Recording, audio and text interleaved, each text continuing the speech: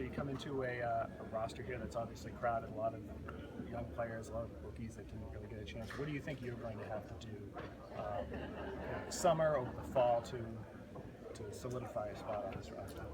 Be myself, be who I am, do what I did that brought me to this stage. So compete, be versatile, and be a great teammate. Is there any part of you going into this process that look at some of these other guys who put up a few points here and there as a freshman and said, like, I was one of the most productive offensive players in the country last year. Like, what's going on here? I mean, like the draft, it was chances. It was whoever likes you that picks you. And Boston liked me, they picked me, and whoever liked others, they picked them. And at the end of the day, we still all have to come out there in between these four squares and prove ourselves. There's a lot of talk that the Celtics, obviously, your teammate Chris Dunn was highly sought after, but the Celtics spend a lot of time around Providence practices and games this past year. Did you notice that a lot in terms of their presence? Yeah, I definitely did. 2 years there, they were basically there every day. It seemed like they went to school with it. But it was definitely a pleasure to see them over there and we took advantage of that.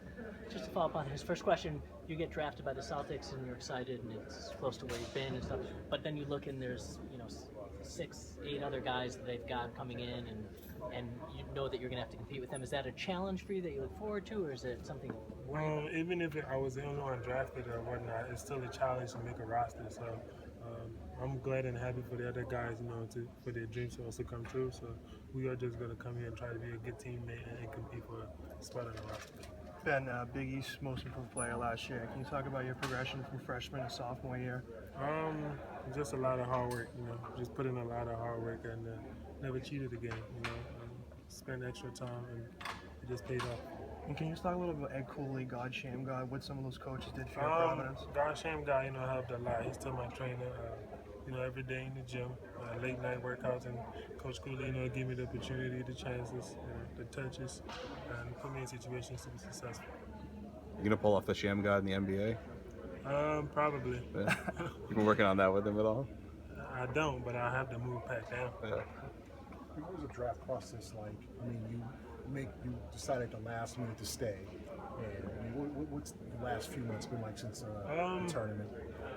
It was kind of hectic, we had a lot of doubters. I had a lot of doubters, and I felt like I had to go there and prove them wrong, and I did that. And at the end of the day, I sat down with my family, and I knew staying there was the best option for me and my family. So I did that, and I took my chances.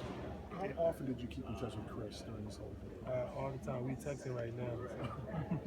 And then, playing with a player like Chris Dunn, can you talk about how that raised the level of your play? Unbelievable. He's a tremendous player. And, when he told me beginning of the year he came back because he knew he had me, it was something that, got me going. And put teammate and stuff to the side. He's a great friend, great brother. We always together. And a lot of people didn't know. We spend a lot of time together. And, he's texting me right now. I was texting him right now. And we're just trying to figure out a way to see each other soon. What was last night like when you just watched the draft and your name wasn't being called? Was that it was actually funny because when Chris got called, Chris was sitting down and him and I was texting. When the 5th pick came, I'm like, this is you.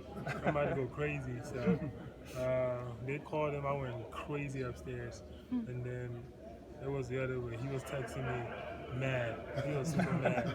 He was so mad. I'm like, bro, don't worry about it. Even if I don't get drafted, it's just somebody just gonna go and find a way to get on the summer league team and prove myself. And he was like, yes. When Boston picked me, I can show you the text right now. He said, wow, you lucky you going home. Yeah. So then I'm like, yeah, I guess I'm staying home. And he said, I gotta go out there and do my thing. Thank you. Thank you.